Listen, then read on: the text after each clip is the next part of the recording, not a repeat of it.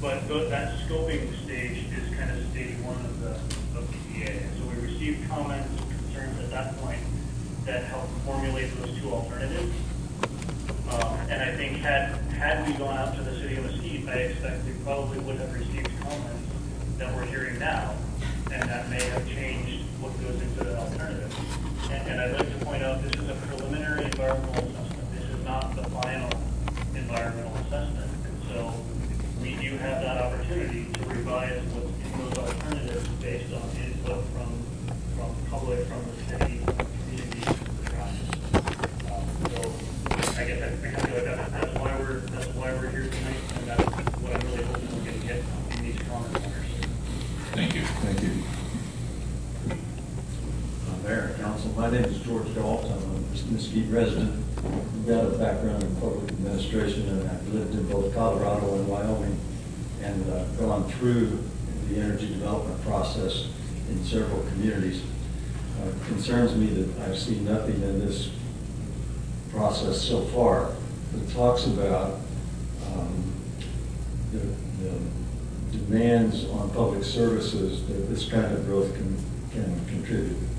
So I would want to make sure that as part of this, there is consultation with local governments, local service providers, particularly police, fire, schools, health services, and so on. Because if we do indeed get to the point where we have energy development occurring, you're going to have more people, accidents, kids in school, people looking for housing, bar fights. You know, you're going to need some police. I'm concerned that there is no mention of impacts on public services, and I will write that comment. Please do, and I will address that a little bit. I worked prior to this, spent 4.5 years working in Wyoming as well, and so I definitely understand kind of where you're coming from. One of the things, because this is just looking at that middle step of whether to offer the parcels for lease or not, so much is speculative. One of the things that isn't known is, for example, if those leases were in an area that had severe timing restrictions where drilling was only possible 6 months out of the year, you're going to have a different workforce than if you're in an area without those where you have year-round. And this is just totally as an example, that you may end up in one scenario with more people with families, and another with more kind of single folks. And so those socioeconomic factors are really, really hard to identify until there's an actual proposed action. And it's kind of like the fracking discussion as well. Until we know kind of how many wells or would be proposed or anything like that, there's really no way to get into it. We do try to identify. There's the socioeconomic section, which basically talks about that in the environmental assessment, and it is very basic. It's just kind of a general description of the area and saying that we don't know yet until we would be looking at potential development. I will say that socioeconomics is something that the Bureau has in the past 5 to 6 years really, really expanded their emphasis on in both oil and gas, as well as every other program that we've done. So I expect it's something that would receive a lot of interest if we ended up with a proposed project anywhere in any of these areas. Thank you. Ellen, question for you. I noticed in your website that you have scheduled a competitive oil and gas sale, lease sale for December 8, 2015. And this is just a hypothetical. Had we have not found out about all of this taking place, and again, this was virtually accidentally that we did find out, what would have occurred on December 8th with the other parcels already being removed?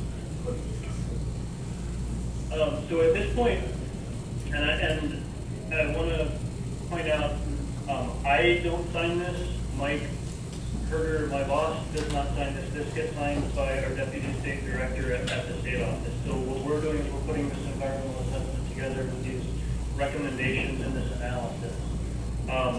So, we definitely have alternative A, B, and C. the state director has kind of discretion to choose kind of all some or none of the parcels. So I honestly can't say what definitely would have happened. You know, parcels have been and can be kind of pulled from sale up till the last day, up till the day of sale, basically. And so I don't have a really good answer for you. You know, I can tell you from our position down here, we would have continued to complete our environmental assessment. We would have looked at all the comments we received, which is the same thing we're going to do, especially now that we do have the city of Mesquite and the community involved. And we're gonna continue to finalize it, make our recommendations, and pass those up to the state director. Thank you. Ms. Raymaker. Sam Raymaker, Virgin Valley Water District Board. After hearing at the beginning where you commented about being able to make a deferral, and I'm finding it very surprising that there has not been any deferrals on the Group A, but I can very much guarantee that there'll definitely be one from the Virgin Valley Water District, and I'm sure there will be some from others now that we know about this. My other concern is the fact that it's obvious tonight and to everyone who's listening or reading about this that we do need to get letters off with comments, and they need to be comments that don't just say, I don't want this. You have to say something with it or it's just going to get batched somewhere. So I think it's important that we all get these letters out and get them out now if you haven't sent one. My own belief is that we cannot under any circumstances allow oil or gas leasing and development anywhere near, and certainly not atop the lower Colorado River Basin and its related basins and streams. Thank you.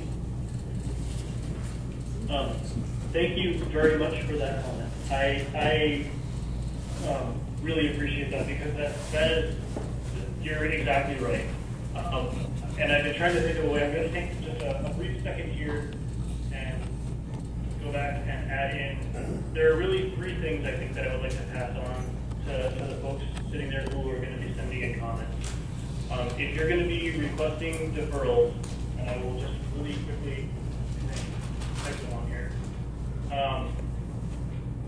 Please, if you're gonna make a comment and you want to request deferral of a parcel, include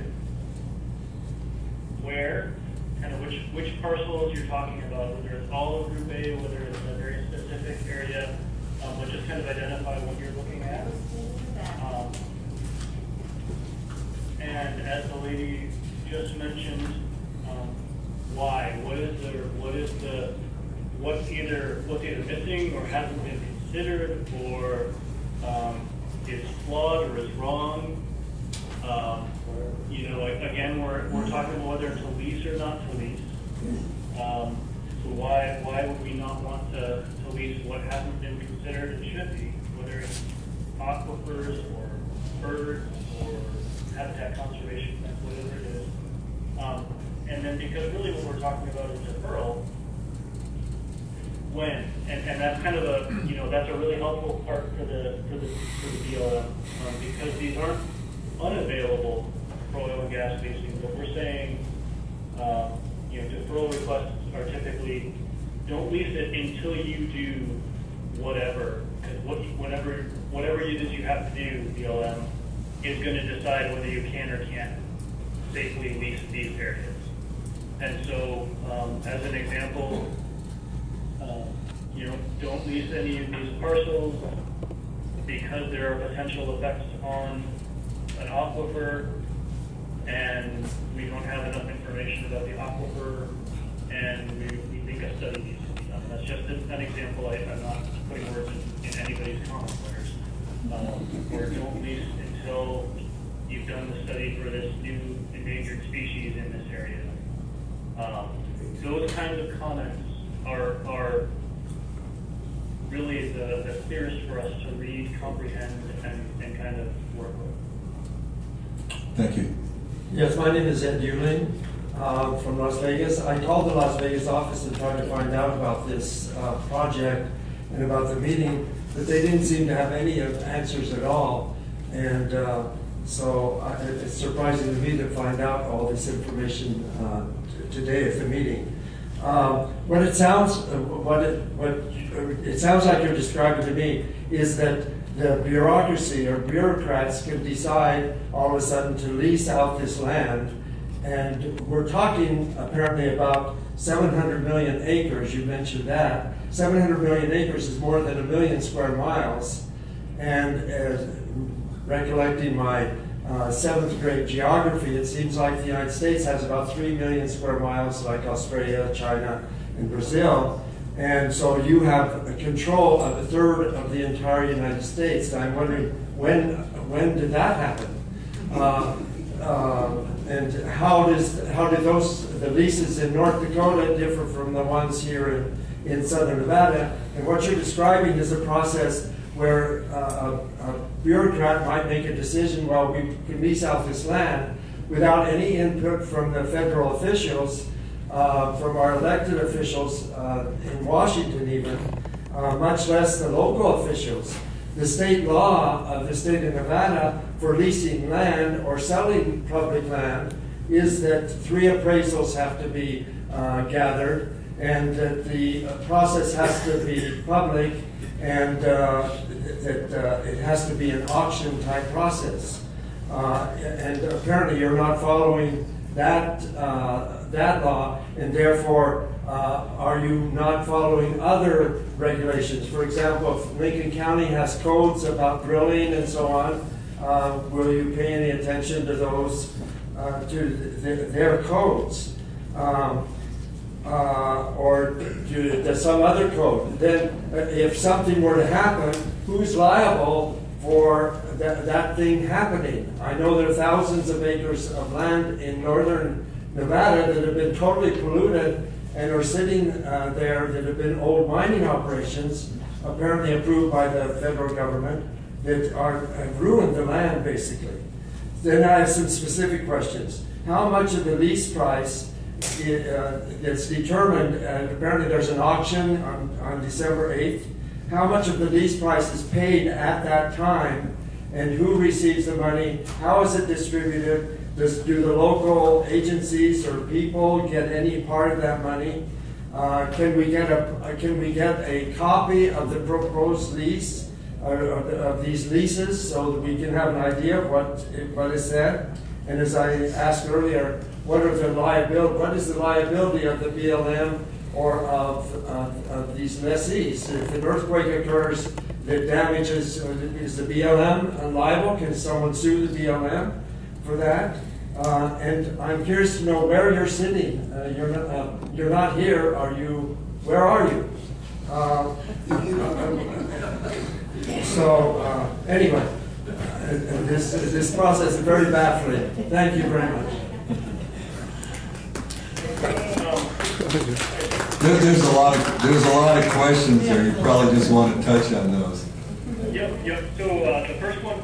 So although the BLM is divided into both states and within the states into districts, and the Ely district includes basically the border is at the Lincoln County line, and so if you contacted Las Vegas is actually the Southern Nevada district, and so this lease sale is managed out of the Ely district, and that's that's probably part of the reason why historically we made out as good a job of contacting Mesquite as we should, because it's not kind of within that district. And we're going to talk about we're going to fix that.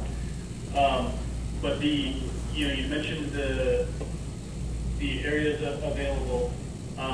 So the BLM administers. I used that 700 million acres number. I just happened to receive a public land statistics promotional book that comes out every year, and I was all excited to use some of the numbers from it. So, but the BLM administers 700,000 acres 700 million acres of mineral estate, and that's nationwide, and that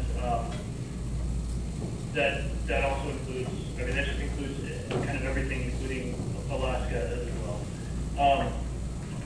We do that under a number of laws and regulations, including our policy acts that created the BLM, all of the mineral laws. You know, you mentioned some stuff about who regulates and how is the public involved, and those are both really good questions. Every decision that any federal agency makes is required to basically be, if a public decision is required to be an informed decision, and it's required to have an appeal period. And so basically that means there's public input and there's kind of public a way to address it, that decision. Even this decision, when the decision is signed for this lease sale, there's a 30-day appeal period. So anybody who feels that they have been adversely affected by it has the right to file an appeal that will go through a whole administrative law process. So we have a lot of kind of safeguards or a lot of oversight that comes in. We also, for oil and gas in particular, any oil and gas operations are required to comply not just with the BLM's oversight requirements, but if they need permits from the Corps of Engineers, if they need permits from state air quality, from any state agencies, if they need permits from the Fish and Wildlife Service, anything like that. So we don't oversee all aspects of that. We just require that they go through the appropriate agencies to get all the permits they need. So there's a lot of regulation, a lot of oversight in there. And then I guess those were kind of the biggest concerns I heard from you. Was there anything I missed? I think you covered it. The only other question the gentleman had, I believe, that you missed was where you're located right now. And Yep. We're kind of spread out. I'm here in Caliente, along with Carissa, who is incidentally due any minute, literally, for a baby. So we figured Caliente. Where do we see? yeah.